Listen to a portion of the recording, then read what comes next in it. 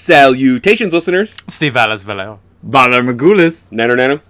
Thank you for tuning in. This is Three Men at a Basement, and we are the Ultra Crepidarians. My name is Colin McLeod. Mark Culp. Action Jackson. Xmas Jackson Flaxen Waxen. In this podcast, we review movies, and we deliver to you, the listener, an average schmuck's opinion about hidden gems in the wide world of cinema. In the show, we try and target movies that are not absolute blockbuster smashes. We also look for ones that are not so obscure that, you know, if you were scrounging around, you couldn't get your hands on a copy. Instead, we like to aim for that delightful sweet spot of movies, ones that, in our opinion, too few people have seen, ones that maybe you saw them when they first came out and you're wondering if they deserve another watch. We like to review these movies and then let you know whether or not they're worth pulling out and hiring a medieval pack of minstrels to reenact them. Yeah, hitting up the Betamax. Yeah. So listen to this podcast and we'll give you our completely worthless opinions about whether or not you should see these movies. I like to think my opinions are worthful. Worthful? Yeah, that's a word. Mine's probably worth a quarter. Oh, more of a $50? Yeah. Or that's a 25-cent piece, I guess. It's a $quarter. I will go no more than a halfpenny and a threepence. Now, are halfpennies made of hay? Yes. All allegedly. Right. Gotcha. Compressed wheat. Gotcha. So, what do we watch this week? Oh, this week in the 18th episode of the series, we watched... Wait, did you say we're all adults now?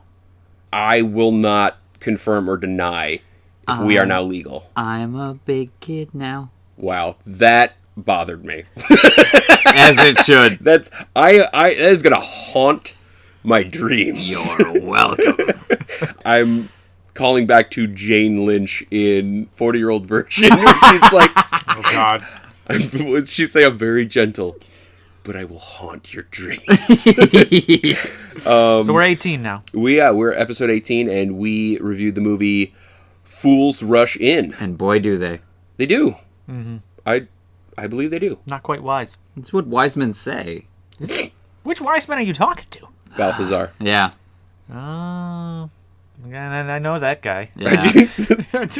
Yeah. So that was one of the wise men, right? I believe so. Like Balthazar, Casper. I swear to God, these are the names. I'm not making these up. If I'm wrong, I'm going to feel really bad, but they do have like really, really demented names like that. Hey, if there's names like Shadrach, Meshach, and Abednego, I suppose Casper is not, far stretched. Okay, I certainly did not hear what you said, but it sounded like words. Yeah. I don't think he's familiar. I actually know these people. Yes. Shadrach, Meshach, and Abednego? Yeah, his blank expression says everything. Yes. Rack, Shack, and Benny. Yes, I think so. Yeah. You didn't see VeggieTales, did you? Okay. Admittedly, I drunkenly watched VeggieTales once. I'm not sure how much of it I actually watched, but Not enough. No. I think it was just the right amount, to be honest. I think I got just as much as I needed. I don't think you did. Okay, well, we're getting off topic here. This, I believe, might be our first romance? Rom-com. Rom-com, yeah. Yeah. This is like the rom-com. This like, is classic rom-com. Yeah, like with respect to like the 90s, I don't think you could choose a rom-com from the 90s that is more representative of the genre. Yeah. You've got mail? That's in there. Yeah. Okay. While you were sleeping? FOX? Return to Me? Wait, hang on. FOX. Isn't that from one of them rom-coms? Yeah. FOX. That's all I got. Okay. I'm not recognizing that. No, but if we Google Fox, Okay. we'll get results, and maybe at some point down the list, I'll be validated. I think you're going to turn up Rupert Murdoch on that Google right. search. No. Nice. Yeah, no, totally, though. I mean, this box is in the same ring as You've Got Mail, as While You Were Sleeping. Yeah. So if you've seen those movies... also on our list, French Kiss. Oh. With Kevin Kline and Meg Ryan. Yeah, this is that kind of movie. So, this movie came out February 14th, 1997. A very apt date to come out. What else happens on the 14th of February? All I know is that the world ended, actually, February 14th in the year 2016. Mm-hmm. Yeah. That is a quasi-subtle Ghostbusters 2 reference, if anybody's picking Picking up what I'm putting down? You know, I'm picking down when you're putting up. I preferred the reboot. Ooh. Yeah. Right, so we're reviewing Fools Rush In today. We've hit 18 other movies. Yeah, right. 1 hour and 49 minutes. Rated PG-13. That's spot Yeah, on. that's fair. Yep. Comedy, drama, romance. Nailed Yes, 100%. but at the same time, I feel like those three categories collectively equal rom-com. Yeah. Yeah, rom-com is probably the most apt description for that. Mm-hmm. Who do we have in this movie? Well, we had Chandler himself, Mr. Matthew Perry. Miss Chenandler Bong. Chenandler Bong. Chandler Bong. Yeah, Matthew Perry, every time he plays a great Matthew Perry. And I think the Matthew Perry that he was in this was one of his best Matthew Perrys yet. I would agree. Whoop-ah! Just like that. You're right. I mean, he's got a very unique everything. Like delivery. Mm-hmm. But he does do Matt Perry in a lot of movies, and this is no different, but he fucking crushes it. Like, Yeah, it's the kind of person you needed for the role. Yeah. Because his character is meant to be very nervous. There's a lot of awkward humor in this movie. Like, a lot of, like, borderline cringy stuff where you're like, oh, we made that sound a lot during this movie. Like, Yeah. I can't imagine if I was in that situation. And Matt Perry's perfect for this role because he's got this like deer in the headlights look that he does, and it brings it home for this movie. Yeah. Who else we got? Salma Hayek. Extremely attractive and talented. You've seen her in quite a few movies. Selena. She was in Dogma. She was in Wild Wild West. She was great in that. She was. We actually just my wife and I just rewatched that recently. Was she in, oh man, wasn't Desperado, was it? Oh, she was in From Dusk Till Dawn. That, Oh. yeah, oh yeah. Yeah. Oh, so, yeah, no, she's a pretty lady. She is gorgeous. Like, Pretty Lady, it doesn't do it justice. Like, she's pretty. Well said, Colin. There's A master of words, just crafting Your lexicon, my lexicon, knows no beautifully bounds. sculpting it. She's pretty. Did we have, was anyone else in this movie? I believe I saw someone else. So we had John Tenney. I knew his face, but I couldn't place him. IMDb helped me out here. He plays John Behan in Tombstone. Probably my favorite movie ever, if I'm going to be honest. It's not far off mine. Like, that movie is... The worst thing about Tombstone is that it ruins every other Western you could possibly watch. Because everything will be held to that standard, and it will come up short, routinely. Yeah, you know what? What I always think about when I hear about the movie Tombstone, I've never seen it. So I'm glad that you guys is your favorite movie. Maybe one day I'll see it. Maybe. It'll happen. We do, like, a disproportionate amount of cherry popping on Mark in this. Yeah, Like, we do. It's fine. I've come to enjoy it. Right, so... Yeah. Who else we got in this movie? I'll be honest, no one that I recognize by face. There was Shaban... Fallon Hogan. Shaban Fallon Hogan. Let me see if I can get our listeners acquainted with who this person might be. All I know is that I know Egger. And that wasn't Egger. It was like something was wearing Egger. Like a suit. Like an Egger suit. More sugar. Yeah, that's definitely a Men in Black reference right there. Yeah. The so quintessential Men in Black reference.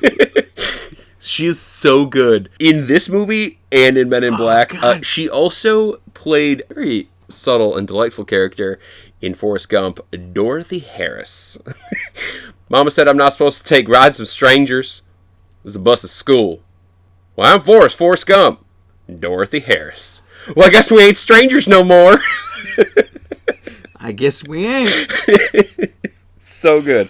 Also, I can't remember her name, but Sabrina's aunt? Aunt Zelda. Aunt Zelda. From Sabrina the Teenage Witch, not the Chilling Adventures of Sabrina, very different show. No, the Melissa Joan Hart TGIF Sabrina.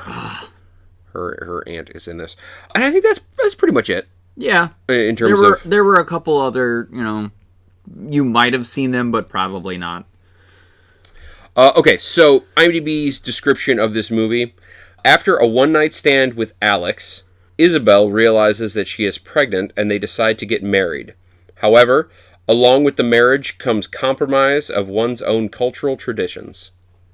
Wow, that was actually pretty well penned. That was very apt. Yeah. Although I feel like I've just watched the movie again listening Yeah. to that. Maybe it gives away too much, but I don't know. What do you guys think? I feel like they could have been a little more subtle, especially with regards to the pregnancy. It's sort of a big bomb to drop in the movie. So if you read the summary or, looked at the back cover, you would definitely see it coming, which is kind of a disservice to the viewer. Yeah, I feel like a lot in that description, even though that is basically the entire movie. I feel like a lot in that description happens in like the first 15 minutes of the movie, and it is basically the premise of the movie. And rom-coms, in my experience, are just a little bit more resistant to the idea of being spoiled by too much information. Well, most rom-coms they're pretty formulaic. Yeah, and it's just you know how it's going to go down. It's the minutia that you watch rom-coms for. Mm-hmm. Mostly the calm part of it for me. Yes. I just love a good laugh. I could deal with some rom. Some CD rom. Yeah. Some rumba. Ooh. Some DVD ROM? Wife and I were just talking about getting a ramba. Yes. The rambas are everywhere. Yeah. Yeah, the robots are taking over. It's true. It would drive the cats crazy, which I'm so excited for. Anyway. Meanwhile, back in the lab. Rom-com, it was good. I enjoyed it. Yeah, would you recommend it? You know what? I'd recommend it. I actually had a decent good time. I would also say, for a very different reason, I think this one is also best enjoyed with other people too. Yeah. It's not the kind of movie that I would plug in just to watch myself, but the chuckles were good. I left it feeling just fine. As a rom-com should leave you. Yeah. Feeling warm and fuzzy. Speaking of fuzzy, do you recommend it, Jackson? I do recommend it. Speaking of fuzzy. Yeah, I'm fuzzy all over. I really enjoyed this movie.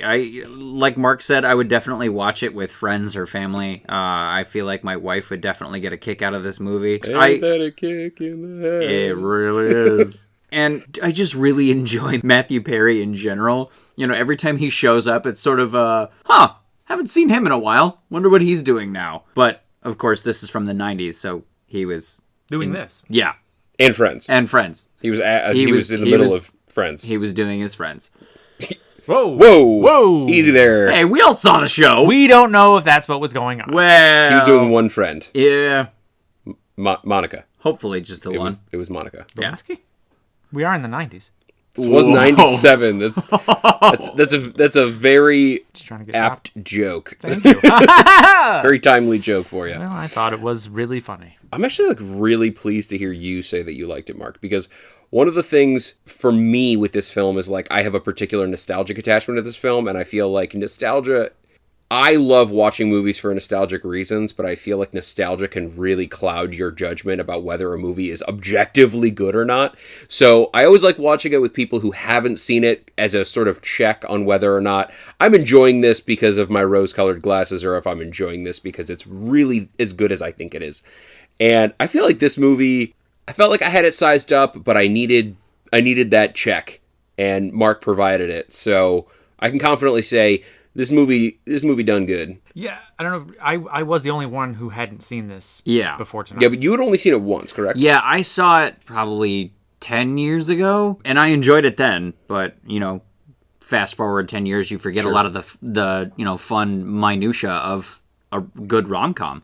I watch rom-coms a lot more than I would care to admit. And, it's still fun every time. Even though, I've seen Return to Me probably 100 times, I still laugh at all the same places. So, seeing a movie that I enjoyed once and then seeing it again is always refreshing, but I enjoyed it just as much as the first time. We always like a good Romulus-Comulus. Yeah. The one caveat I will give with this recommendation is, if you're the kind of person who's sensitive to rom-coms, and...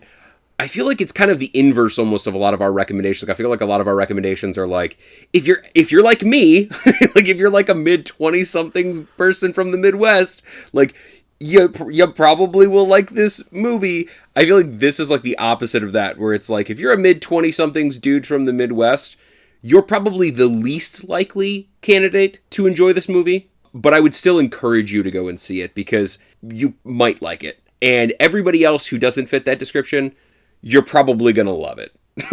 Love might be a strong word, but you're at least going to get something out of it. You won't feel like you've wasted an hour and 49 minutes of your life. I like that little subtle tie in there. Okay, so are we ready to... Wah, wah, wah. Spoilers! Yes, spoilers! Yes, okay, so... How's this open up? Yeah, so it opens up on Salma Hayek in an inner tube in central Mexico. She's floating down a river, just kind of chilling, and there's a quick exchange where it gets revealed that she's romantically involved with a cop of some sort, and these kids are asking her whether or not she's going to marry the cop, and she says, I don't know. And then it cuts to Matt Perry, who is in New York in a very fancy, very tall skyscraper-style building, and he is holding a swordfish. As you do in New York. That is as large as he is. And speaking Japanese. Yes. Very badly. He's like As got you headphones do in New York. And he's like, Konnichiwa! Konnichiwa! Konnichiwa. It's pretty hilarious. I mean, don't listen to it if you like the sound of Japanese, because it will be like... It will hurt. Yes, it will be like a Ferrari crashing into your eardrum. But It was Matt Perry, though. Yeah. It was, yeah. He was parrying around. That was his shtick. But yeah, no, it was funny. So he like goes up to what is obviously the floor of his company. Not his company, but the company he works for. And he goes into a Christmas party. Holding the swordfish. And it gets revealed in that scene that he was planning on going to Tokyo for the next job. His job is to build and open nightclubs. He just got back from Miami, which is why he had the swordfish, and he thought he was going to Tokyo, which is why he was practicing his Japanese on the way in.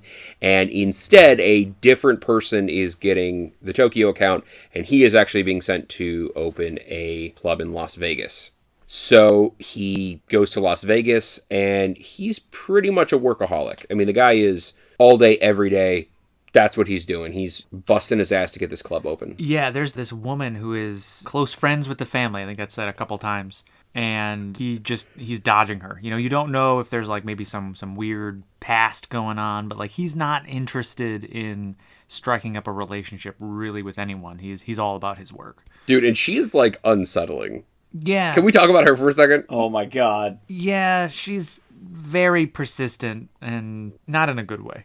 Yeah, no, she looks like she just walked out of a Sears catalog from 1991. Or she fell off a conveyor belt. Like, she looks constructed. Barbie doll. Yeah, objectively, all of her features are very nice, and she's very pleasant. She's not in anybody's face, and everything seems fine, like, on paper. She's very impressive stats on paper. In practice, it's a little unsettling and a little, like, Stepford-y. Yeah. And I think they meant to dial it up to that. And he's unsettled by her, even though he's sort of from her world. Their parents are friends, and they're both from Connecticut, and they go boating, and, you know, they know a whole bunch of people named Dottie and Todd. He is unnerved by her, I think. Yeah. They never really go into why, you know, she's always pleasant, but like his avoidance makes her character uncomfortable to watch. I feel like her energy had all the same energy of a Craigslist missed connection. She was just sort of hunting him down and just showed up wherever he was and just needed to be around him. And we don't really ever get why. But the motivations the inference is pretty strong that she's, like, in love with him. Yeah, I think it's, like, the unsettling part for me is, like, I don't even think it's she's in love with him. It's, like, our families are friends. We've known each other our entire lives. We're destined to end up together. Like, it doesn't matter if I love you. It doesn't matter if you love me. This is the way it needs to end up. And I will make sure. This is how things are done. This is how things are done. But she's like politely aggressive. My father wants to marry me off to strengthen our relationship with France. If we're going to invade Luxembourg, god damn it, we need this marriage. That sounds about right. Strengthen the fiefdom, people. Think of the fiefdom. Nobody thinks of the fiefdom anymore. Think of the children. What? See, this is your problem, Mark. This is your fucking problem right here. Is you never think of the fiefdom. Never. You think of only the jarls. I mean, and you know, are you saying I shouldn't be thinking what are of the the jarls? landed gentry going to do if the fiefdom collapses? Yeah, where's the money, Lebowski? Go work in the fields? where are they gonna? What are you talking about? Okay, God. Okay, so back on track here. In this movie, this lady's making him real uncomfortable. So she dodges him. He ends up going to this like a Mexican themed restaurant. Yeah, I don't think that really matters. They're in Las Vegas, so they're just at a diner. Actually, I think he was there testing food. Yeah. For like cooks for the club. Okay, like that's why he had like a bajillion plates. We had like yeah. an 8-foot table with dozens of entrees, and he was taking a bite out of each one. Which I didn't really actually like ever pick up on before, but I noticed it in this one that like there's a fucking ton of food. And he was taking notes every time he took a bite. Yep. So he has to go to the bathroom. As one does. Yep. And this is really the catalyst for the entire movie. Him waiting in line for the restroom. And Salma Hayek she's wrapping up a conversation on the payphone. It's a device that used to hang on the wall in public places that you would pay money. You would insert $0.25. Which are their little round tokens that represent exactly 1/4 of $1. Right. I don't know why she didn't pull out her cell phone. It just doesn't make sense to me. Yeah. Honestly, I think it was just she was just too lazy to do it. Like, Figures.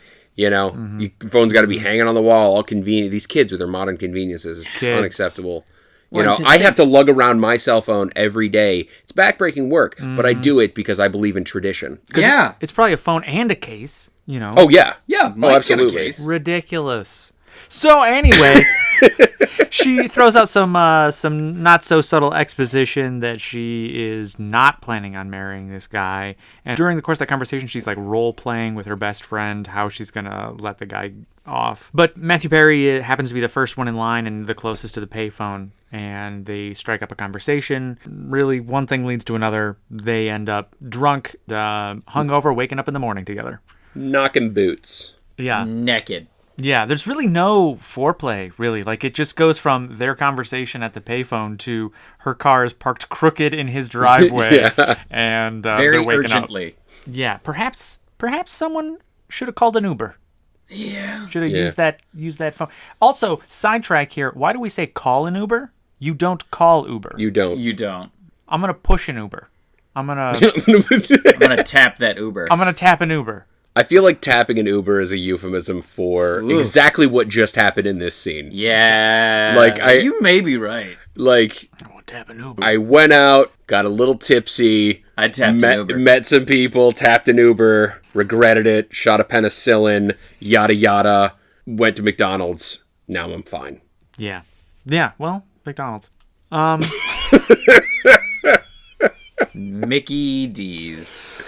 So fast forward a little bit here. They wake up. She leaves quickly in the morning before he's really even awake, and he just kind of goes about his day. And cuts to 3 months later. Yep. And he is still working on the club. They're making good progress. They end up getting a meeting with the wife of some commissioner. The commission board. The wife of the head of the commission board. Alcohol Beverage Commission. Yeah. They're looking to get, I think, like a deal on their liquor license, or just make sure that everything goes kind of get it fast tracked. I think, that kind of thing.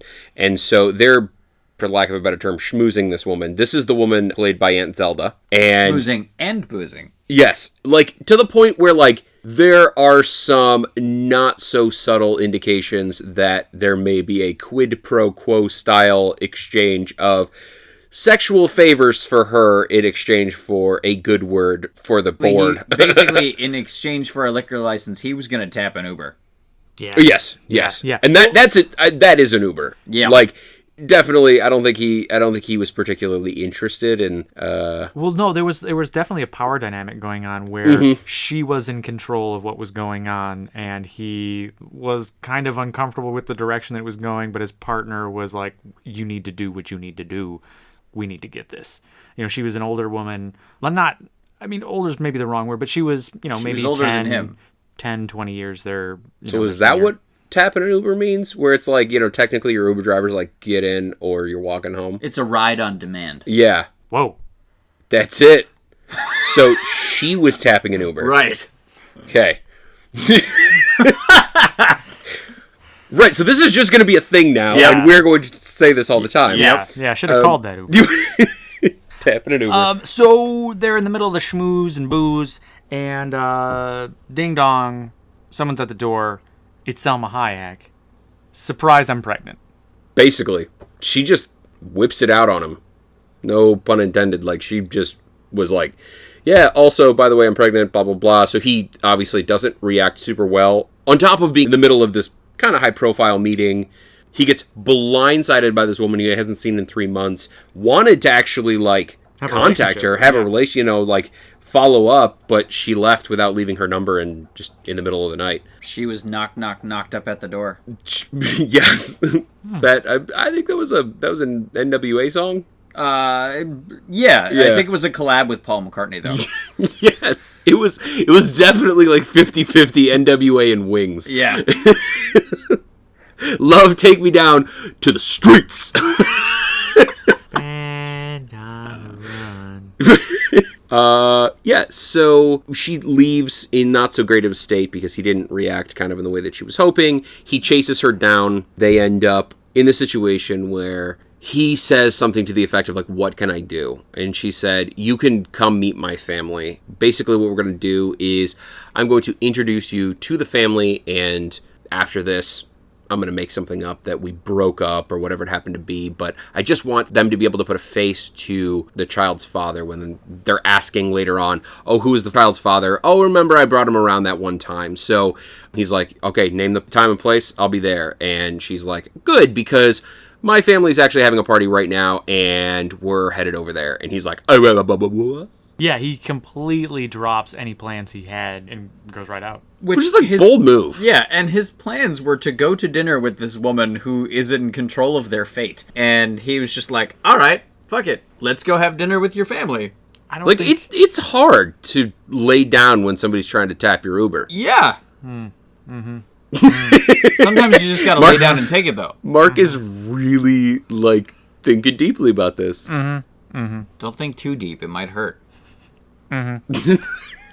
Yeah, so he goes to the party, and it's the first introduction to a lot of characters, both for Matt Perry's character and for the viewer. Yep. Basically, her entire family is there. She's got 5 brothers, an extremely hostile ex-boyfriend who's also a cop. She's got an extremely Catholic mother, and she's got a father with deep homicidal tendencies, it seems. And then she's got aunts, and she's got cousins, and there are babies involved, and it's loud and raucous in, like, the best way. It's like, it's where life is happening, And he is very unused to this. He is from this very, like, clinical upbringing in, like, upstate Connecticut. I don't know if Connecticut has an upstate, but if they did, that's definitely where he'd be from. Very cold, very waspy, and he's amazed that she has dinner with her family. Mm-hmm. And, once a week. Yeah, and he's like, yeah, I have dinner with my family maybe twice a year on holidays. So this is a big fucking spoonful of family for him, and he loves it. He eats it up, even though it's very awkward because the ex-boyfriend is there, the father is there, and he is nothing if not hostile. And all 5 brothers are there. All 5 brothers are there, but he's still like he stays in the ring and he boxes, and it's fucking it's cool. Yeah, he holds a baby spits on him. Everything's beautiful. So, following this scene, Salma Hayek drives him back to his car, and this is on the Hoover Dam. And the Hoover Dam is actually a through line through this whole movie. It's like a really significant thing. She drives over it very frequently, and every time she does, she makes a wish and throws a coin over the dam into Lake Mead. So she's about to pull away, basically forever, and he doesn't have her number. He has no way of contacting her, and she's about to pull away, and he jumps in front of the car and basically professes his love to her and says, I think we should get married right now. And they do. Yeah, they go to the little wedding chapel. Very famous. You've seen it in movies. This movie. I saw it in this movie. Oh, you're right. So that's where I knew it from. That's where you knew it from. Got it.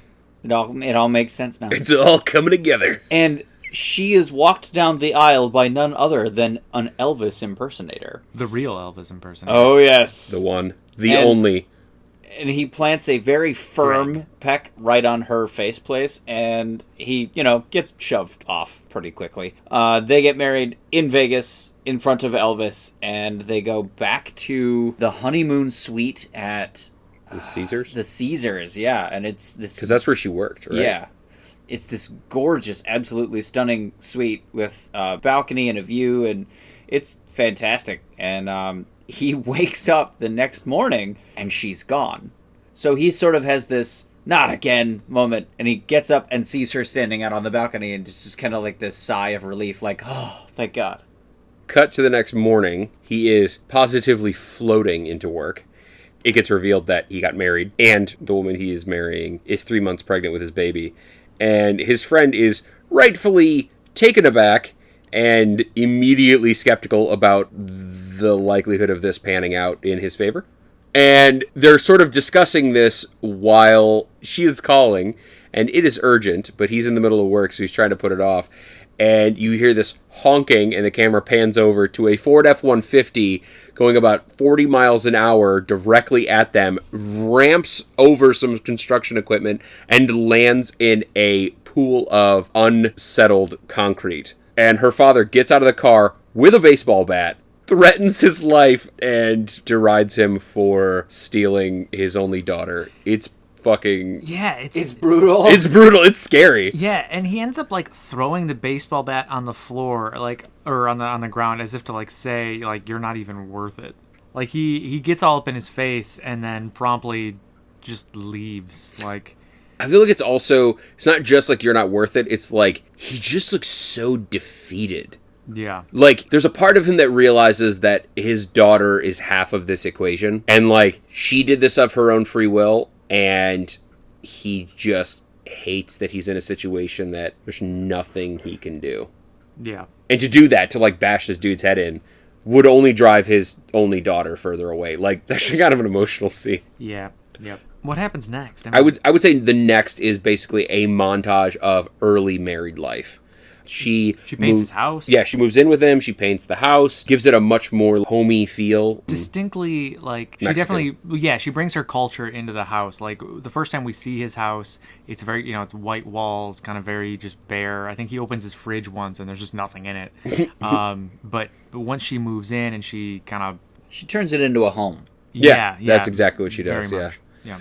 Yeah, there's sort of a montage of them kind of getting to know each other, which just sounds funny because they're married, and that's part of the comedy, is they're married already, they have a kid on the way, and here's a montage about let's get to know each other, let's get to learn all about all our quirks and shit, and doing your typical dating type stuff.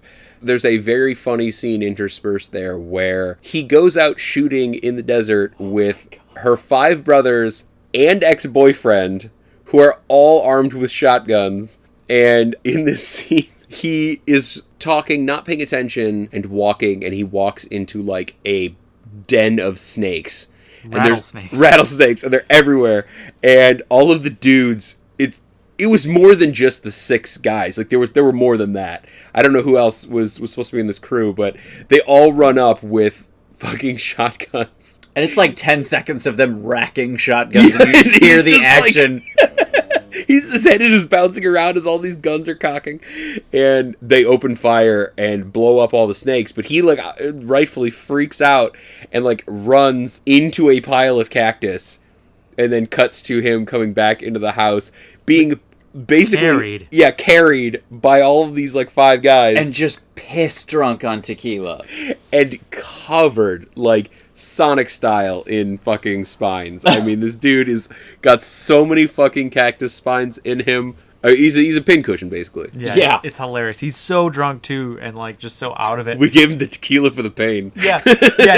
He's laying down on his stomach on the carpet, and, he's trying to, get just one more little, lick of the tequila, and he can't get it to his face, and he just, some of it just spills onto the carpet, and he, laps it up like like a cat or a dog off the carpet. And of course, she like kicks all their asses and like throws them out of the house because she blames them for him being in this state, and rightfully so. I mean, well, maybe not rightfully so, but she's like, "I told you to show him a good time, not to kill him." And then she's like, "Whatever you do, don't turn over. I'm gonna go get the tweezers." Yeah. So I think the next scene is probably when his parents show up. Oh yeah. Yeah, that's like a whole thing where she told her parents right away, and Yeah. there was that scene where her dad kind of almost takes him out with the truck, but her parents show up and he's trying to like spin a yarn. You know, the parents assume that she is the housemaid, Which is super uncomfortable because it's like, it's very racist. Yeah. very much. It's meant to be uncomfortable. Like, that's, again, like a lot of the punctuated tension in this movie. Like, there's a ton of it. And a lot of it with his parents is predicated on their prejudices. Mm-hmm. And it's like cringy to listen to some of those lines. Yep. So during the course of their conversation, it comes out that he never told his parents about her, and it kind of culminates to her running downstairs, and they end up telling the parents together, and parents don't take it too well. No, but I gotta say, like, in rom-coms, I feel like it's so easy for somebody to just, like, flip out. Like, that's the end of it. That's, blah, blah, blah. And I feel like this is the kind of thing that I could actually see getting that upset about. Like, if I married somebody and we were married for, like, a couple months and Had a baby on the way. And the person said that they didn't tell their parents about us, I could see, like, losing my absolute shit and being like, done, I'm done. Well, and his reasoning was, I didn't want to tell them over the phone. I wanted to do this in person. And which is totally a cover, like, that he thought of at the last second. And I thought about it for a second, and you're right. Like, big news travels fast, especially in today's day and age. We have texts. We can send a text real quick, and the other person can read it instantly. So we can reach anyone, anywhere, at any time. A little different in the 90s, but still not unreasonably different. He could have fucking called. Oh, yeah, totally. He was just ashamed. chose not to because he didn't know what to say, and I wouldn't either. But you gotta say something, man. Yeah, like I like this scene because she had every right to get absolutely just like belligerently angry, and instead she was angry, but instead she was basically just like, well, tell him now. And she sort of sacked up and was like, I'm gonna be the bigger person in this situation. Like, I'm not pleased with you, but we're still married and we're going to work this out, but you have to tell them right now. And yeah, no, that was kind of a neat scene in that regard. Yeah, it shows the differences between them really well. She's definitely the stronger character of the two. Yeah, she's passionate. She's a firecracker. She makes rash decisions, and she sort of like gets herself into and out of trouble sort of with her impulsivity. Mm-hmm. He's more calculating. He's less decisive, and gets himself into larger problems because he is unwilling to be like forthcoming with how he actually feels or what he actually knows. Which is, I think there were well constructed like interpersonal dynamics in this movie. Yeah. Oh, definitely. So following this, we had the meeting of the parents. Very uncomfortable. Nobody wants to take that one. Very, very uncomfortable. So both fathers were very assertive in their displeasure with their kids' decisions. And it starts with them just kind of going back and forth about how are you going to, have you thought this through? How are you going to raise this baby? Yada, yada. Like, basically, you're clearly wrong. We're the parents and we know best. Yeah, but it quickly devolves into just kind of racist back and forth between the two dads, and it's kind of difficult to watch. I assume it was difficult to watch in 1997. It's even harder in 2020. Yeah, it's definitely cringy, and I could see some people getting bent out of shape about it. And it's not that you don't have a right to get, a little bit bent out of shape about it, I guess. But, like, the whole point is to be cringy and to be uncomfortable. So, like, heads up, that's in the movie. Like, it's kind of an important scene. Yeah, like, they weren't pretending like it was okay, though. Right, exactly. They weren't giving it a pass. They were like, this is the uncomfortable situation that these people that love each other, this young couple, they're finding themselves in this really awkward situation. So they're having to overcome not only, and they say it sort of explicitly in this scene, like her father says this, he's like, marriage is hard enough to get to work when everything is going in your favor. Throw on top of that, like a cultural barrier or whatever it happens to be, a geographic barrier, because, he actually lives in New York and he's only out in Vegas for a minute. Throw these barriers on top of it. I worry about whether or not this is tenable. And then immediately it pivots into the real world consequences, not just some abstract, like somebody saying like, oh, there's going to be cultural barriers. Oh, there's going to be, like it just immediately pivots into exactly what that is. Well, and the happy couple goes home after this altercation and they're still arguing. They're still having a conversation about what happened, and they're both kind of respectively accusing and defending each other's parents. And then it just dissolves with both of them basically saying, you're not my favorite person right now, and they go their separate ways, and then they make up over it. But you're right, it's very clearly like, oh, this is the first hurdle that they're going through together. Yeah, that's interesting. You're right, because like all of the hurdles prior to this have been independent. Like, he fucked up when he didn't tell his parents. Or, like, she probably should have called him before 3 months. Like, these things were all, like, laid at one of their feet. But this was the first one where it's like, this just fucking sucks for both of us. And, like, we need to make it okay on our own time. Because we're married and our families have to interact at some point. And they have to get along. Otherwise, it will be painful forever. Yeah. So following that, he ends up taking a trip to New York, and his boss promises him what was basically been his career goal since he started at this company, which is a club in Midtown Manhattan. Well, again, not to interrupt, but I think there is a scene before this scene where she decides that she's going to try to play ball with him. He wants to move to New York and she wants to stay in Vegas. And the agreement that they sort of make is, we'll stay in Vegas until the baby's born, and then we'll give it a shot in New York. But the scene that I'll leave you back to describe plays into that and kind of builds off of that. Yeah, totally. Thanks for putting that in, because that's actually a super important piece of this. And it's kind of nice because, like, that scene where she concedes that and compromises is a direct result of an interaction she had with her mother, where her mother was like, basically, like, marriage is about compromise. You need to find a middle ground. And so she does this basically as a gesture of good faith to try to work on that compromise thing, because she's very hard-headed.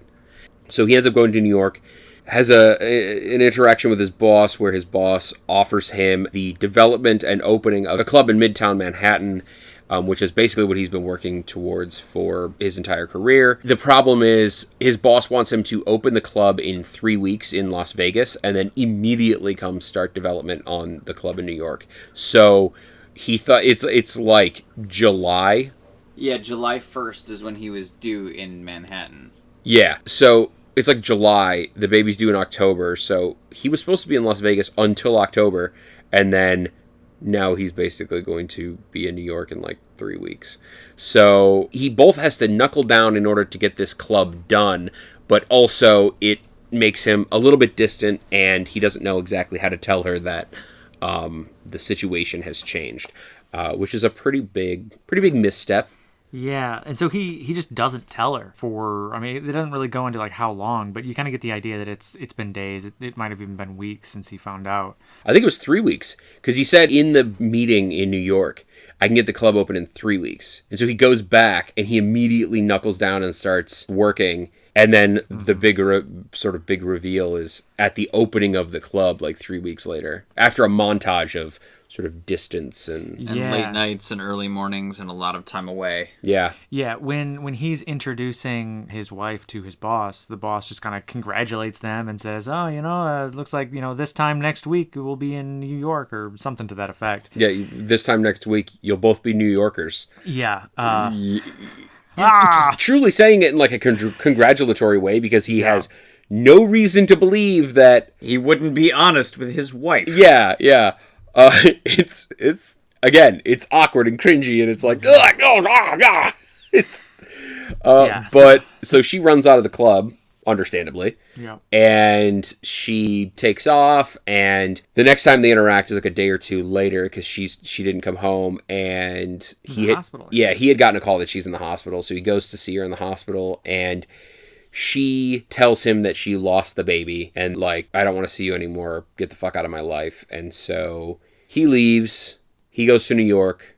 She goes back to Mexico. Well, kind of. She's still in Vegas, but she ends up going to see her Abuelita. Yeah, her great grandmother in Mexico, who's just an awesome character. I mean, she's like simultaneously like a legend, like a local legend. Like, she makes the best food, and she's got the best advice, and she's super smart, and she's got this awesome wild spirit, and she's like... She's a Mexican Mr. Miyagi. That's it. She's a female Mexican Mr. Miyagi. And he has some second thoughts, and he starts seeing all these signs around, things that he talks to a priest on the street. He sees a couple billboards, sees some children... All of these Which is things. significant because she's like throughout the movie, one of the common themes is like she's signs. Very Catholic. She believes in signs. She believes in destiny, and she believes like in order to find your destiny, you have to follow the signs that the universe or God has laid out for you. Yeah, and he wants nothing to do with it. He does not believe in that at all. And then he sort of comes around in this scene, this revelatory scene where the priest is like, there are signs everywhere. And there's literally signs everywhere. It's New York. Manhattan. So he hops on a donkey, rides from New York to Mexico. Basically, not literally. I mean, it's not that far. It's like what, 4 inches? Yeah, my map upstairs. It's like 4 inches from New York to Mexico. Yeah, it goes like New York, like New Mexico, Mexico. Yes, I think that's the transition. Yep. And he ends up actually finding her great grandmother somehow. He takes like a plane to another plane to like a bus to a donkey. He does ride a donkey. A burro. Jumps on a burro. Yeah. You have a face como un burro. That is a Despicable Me reference. Just gonna slide that in there, and then we can continue. I only saw Minions. So he makes it to grandmother. Grandmother just loves him up.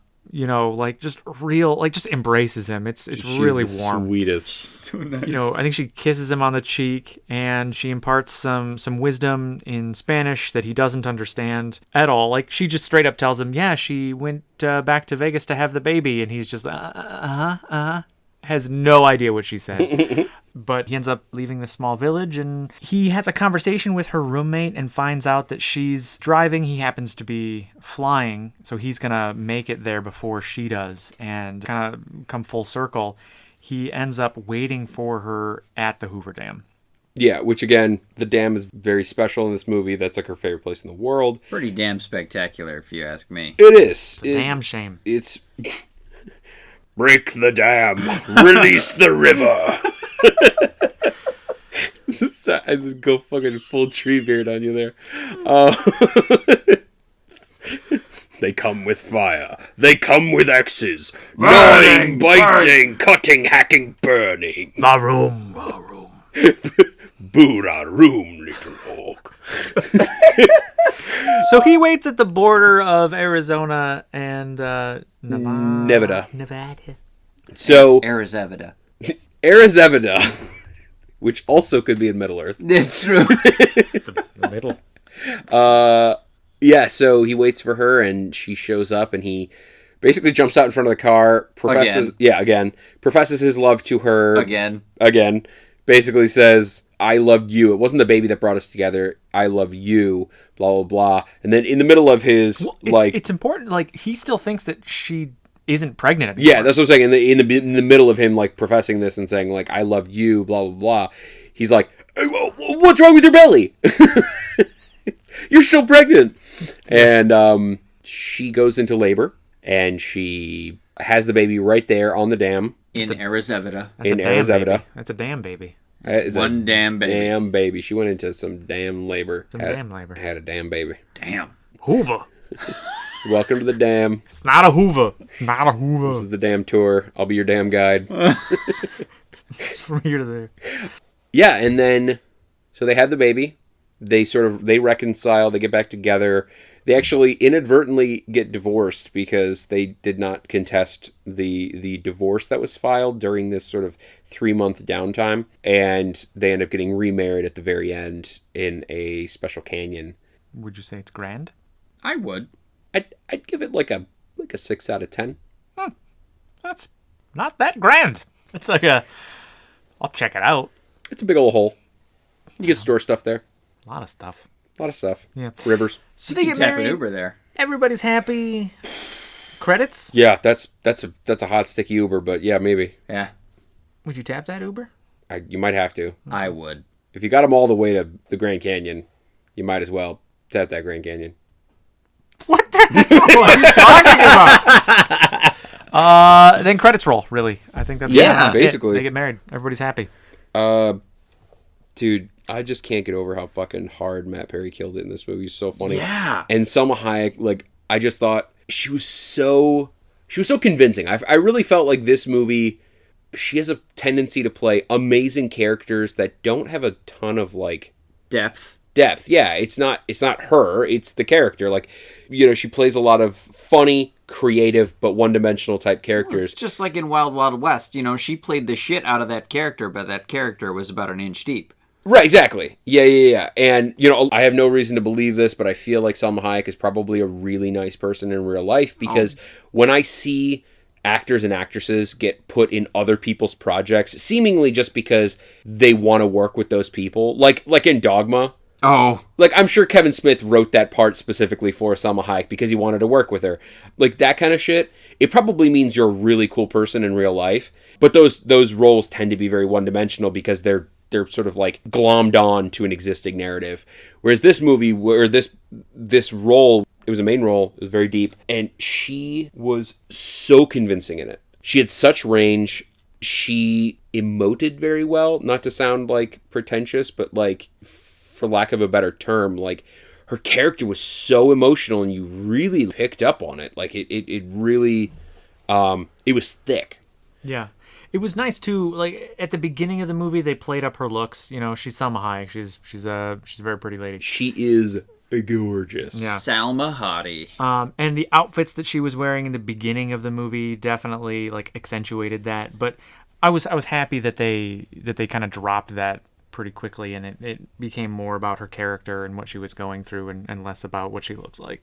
I think that added dimensions that she doesn't usually have because of the work that she has been given frequently, maybe. You know, there's another aspect of this movie that I enjoyed. The father, her father. Yeah. He's definitely like played up as this like man you don't want to cross, you know, like he's a monster. Yeah, he's a monster. But in every scene that he's in, he's far more reasonable and articulate than like they're like leading you to believe that he is. Even when he's at his worst, like it doesn't He's seem down like to earth. Yeah, it doesn't seem like a bad guy. Like He's just very protective of his family. yeah, and his reasons why he thinks that it's nonsense for them to get married are like Valid. Kind of legitimate? well-founded, yeah. yeah. Like, if my daughter came home and was like, I just married someone, and I'm like, oh, And I'm pregnant. who did you marry? Some guy that I just met. Right, okay. So, Where does he live? yeah, I think I know a lawyer. Yeah. I think we can take care of this. Yeah. Yeah, her father was far more reasonable than his father was. I felt. I would agree. Yeah, his dad was, I think, more one-dimensional. He was just supposed to be this, like, douchey white guy in a cardigan. And that was kind of as deep as it got for him. Yeah, I think it attenuated a little bit in the end. Like, there was like a knowing nod in the helicopter. Like, in the end, when he basically like leaves his family on this helipad to go and chase his wife, his parents are like very transparently consenting to his doing this. Not through anything they've said, but just for like looks and nods and shit.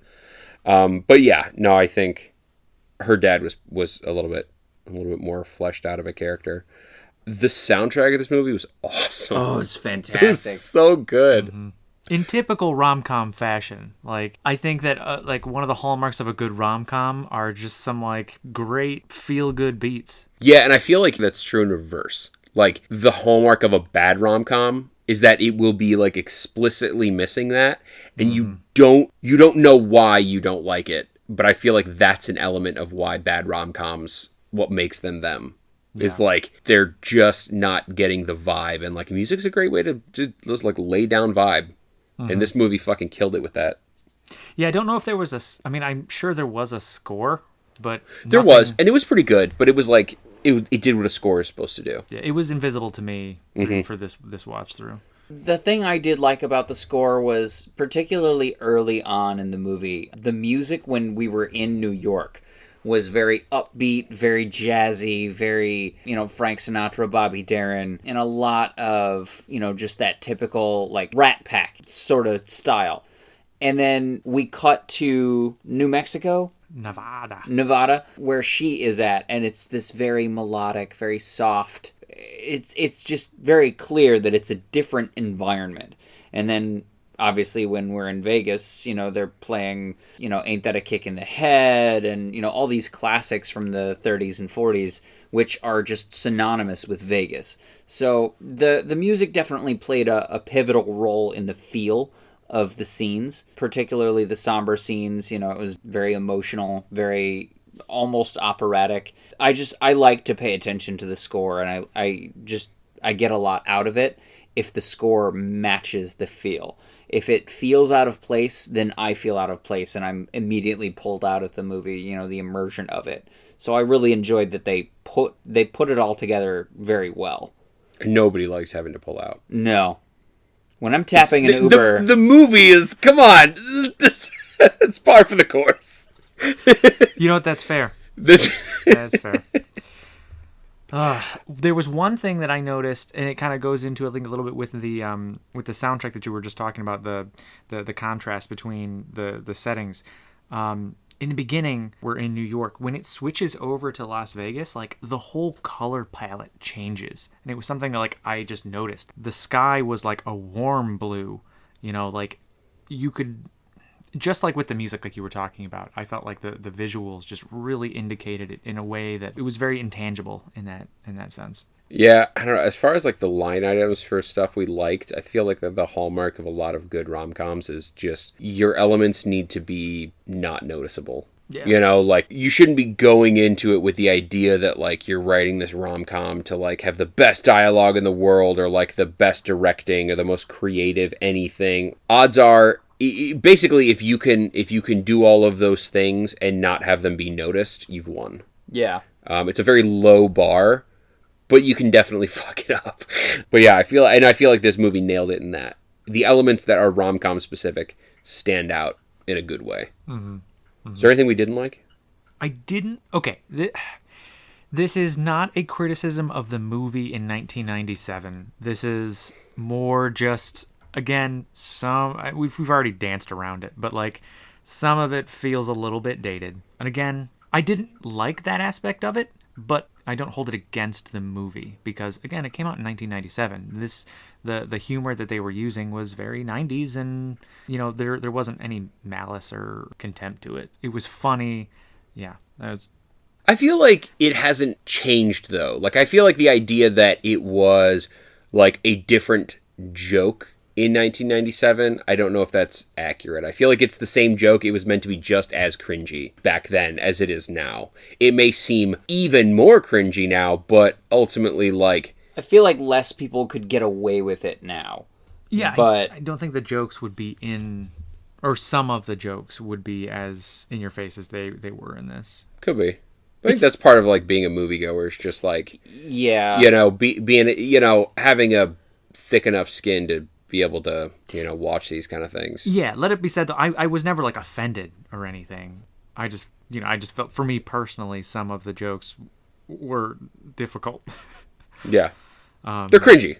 Yeah. Yeah. I will say the creativity aspect of this movie, sort of a double-edged sword. We sort of talked about it with rom-coms, like you can't be too creative with a rom-com because it's going to stand out in sort of a bad way, so you really got to nail it.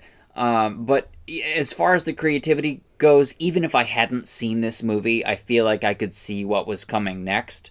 But that's sort of the hallmark of a good rom-com. So You want that formula. yeah, you want it to be, you want the guy to get the girl, you want the girl to get the guy, you want it to be funny, you want it to be romantic, and of course, he was standing on the Hoover Dam in the rain. We've all seen that. Mm-hmm. Yeah. It's called The Matrix, people. Right. Look it up. Best rom-com of the decade. Yeah. Neo. But, yeah, no, I hear what you're saying. I did not care for the special effects in this movie. No. I didn't even notice them. I thought the dodging bullet scenes were pretty cool. Yeah. I must have missed those bullets. He missed them too, as far as I could see. I thought Keanu Reeves killed it in this movie. Yeah. Also, yeah, all of the hallucinogens that I took before we watched this movie are really, really affecting my perspective right now. Is that what those mushrooms were? No, those were pizza toppings. Oh. No, I'm talking about the other drugs. Gotcha. Yes. Maybe. Maybe. There really wasn't much to not like about this movie. It's delightfully palatable. It is. It's hard not to like a rom-com. It's the like not to push the pizza metaphor here, but it's the pepperoni pizza of movies. Mm-hmm. Like straightforward, you know what you're gonna get, no complications. Like fucking watch it and enjoy it. It's not gonna blow your socks off, but it jams. Yeah. Are we ready for quotes? Yes, we are ready to transition into quotes. I'm gonna sheepishly say I didn't have a whole lot of... I didn't have any quotes this time around. It's not because this was not a quotable movie, but honestly, I think it's because I was enjoying it, and I wasn't thinking terribly critical about it. So, I will have quotes going forward. I'm sorry, listeners. I know you love my quotes more than anyone else's quotes. But for me, I was kind of swept up in the movie, and I didn't really want to take a whole lot of notes with this one. So, shame. Yeah, shame me. Shame me. Boo! Boo! Boo, Wendy Testenberger. Who I say? Boo. I thought we were doing a Princess Bride. Bow to if you want. Bow to the Queen of Slime, to the Queen of Filth, to the Queen of Refuse. Muck. But I imagine both of you have quotes in spades. I got a few. So show me them diamonds. Okay, so I got three. This one's probably my favorite. So the day after they get married and he comes back to the construction site, kind of walking on air, nobody really knows that he's married yet. He's just told his best friend and they're discussing it. And his assistant, I think, or maybe she's like the manager or something. She's beneath him in the hierarchy, but she's an important character. She comes out of the trailer and she's like, Alex, there's a woman on the phone for you. She says she's your wife. And he's like, ask her if I can call her back. Oh, and get her phone number. Get my wife's phone number for me. I don't know what my wife's phone number is. If you could jot that down for me, that would be fantastic. Thanks. That would be great. Another one was in the beginning of the film. Like we said, he enters this building carrying this just fucking enormous fish, and this taxidermy fish, and he walks into this holiday party, and somebody's like, "What's with the fish?" And he turns to her and he's like, "Oh, it's a keychain." And he delivers that so quick, which is a very Matt Perry type line. Definitely. Like just dripping in sarcasm. It's a fish. It's a keychain. It's a keychain. And then my last one's actually a little bit more serious. This is at the end of the party when he first meets Isabel, Salma Hayek's character's family. He's reflecting on the party. He realizes how much fun he had, how connected he felt, and he's thinking about basically their plan where he's never going to see any of these people again, and she is going to, in quote, break up with him and just have this baby. And he's thinking about it whilst talking to her, and he just says, they're going to hate me, aren't they? And it's just so heartbreaking because it's not like a super duper sad scene. It's actually kind of a happy scene, if anything else.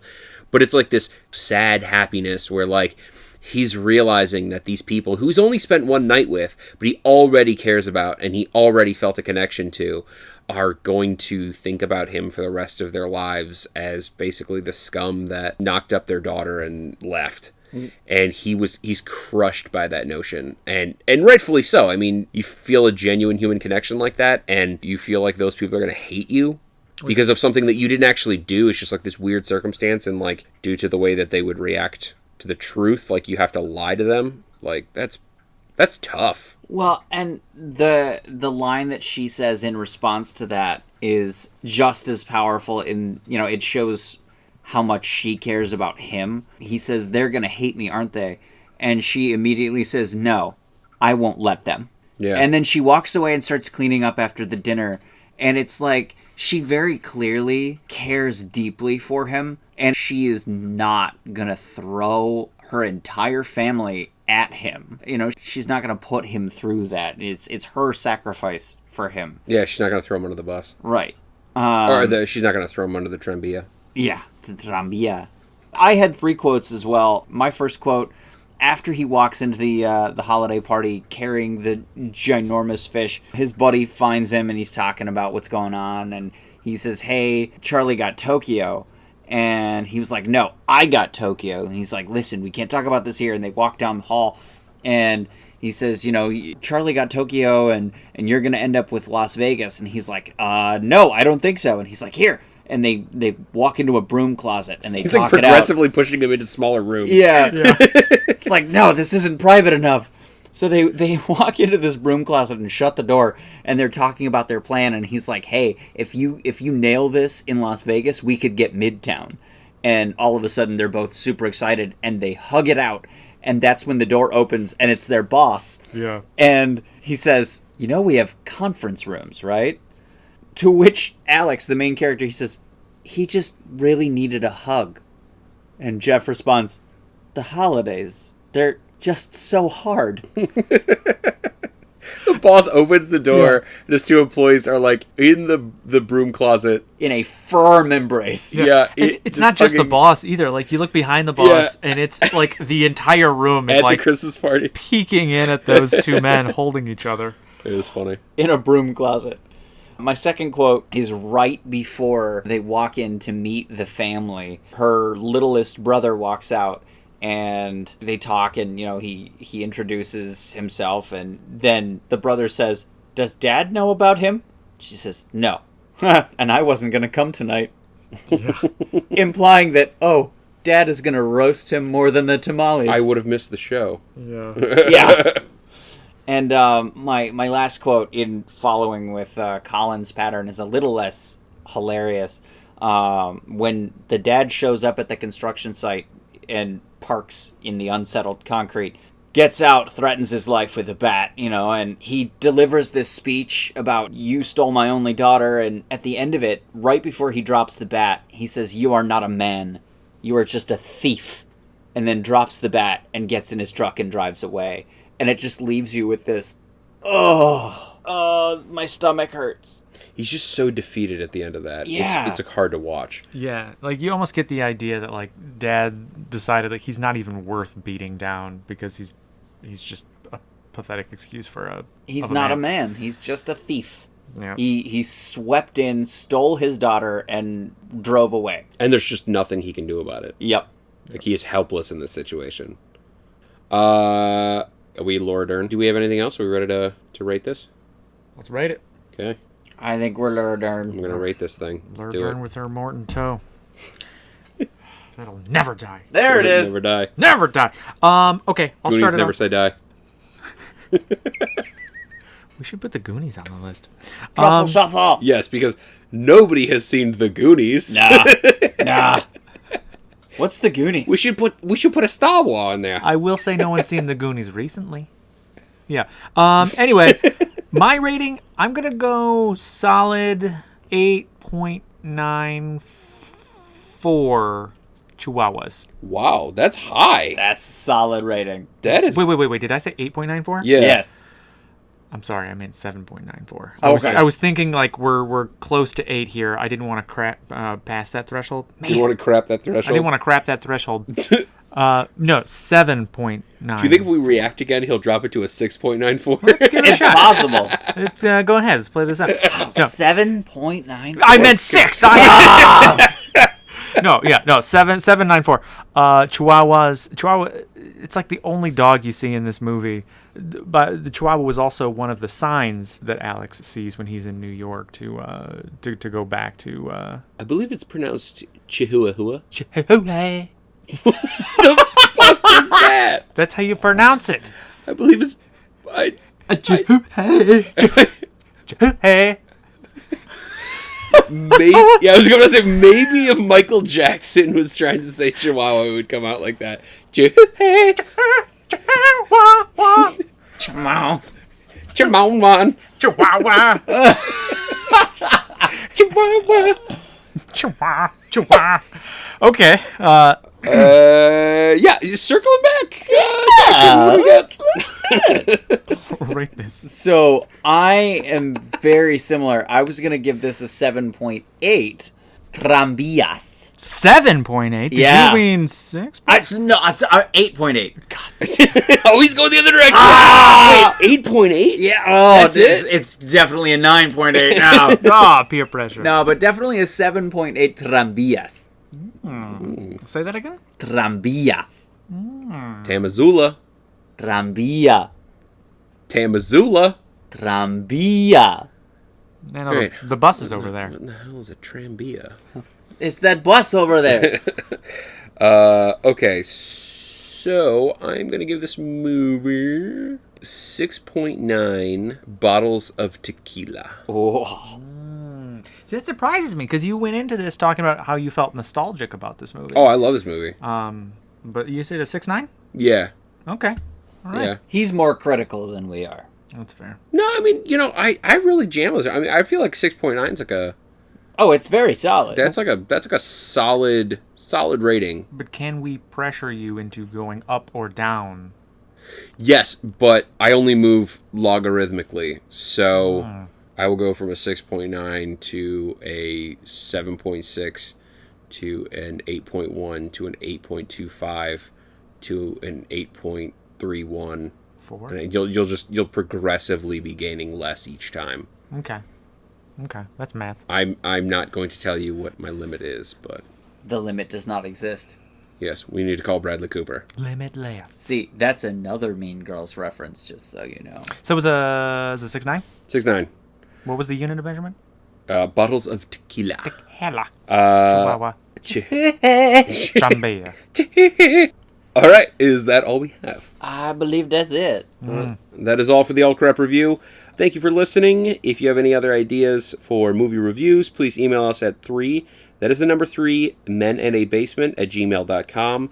You can also contact us if you want to tap any of our Ubers, or if you want a copy of our single. I still don't know how I feel about this, but I feel pretty good about it. you can also find us on iTunes, Google Play, or wherever you find your podcasts. And until then, I am Colin McLeod. Mark up. Action Jackson. Action Jackson. Action Jackson. We Laura Dern. I think we're learning. All right, we'll see you in cyberspace.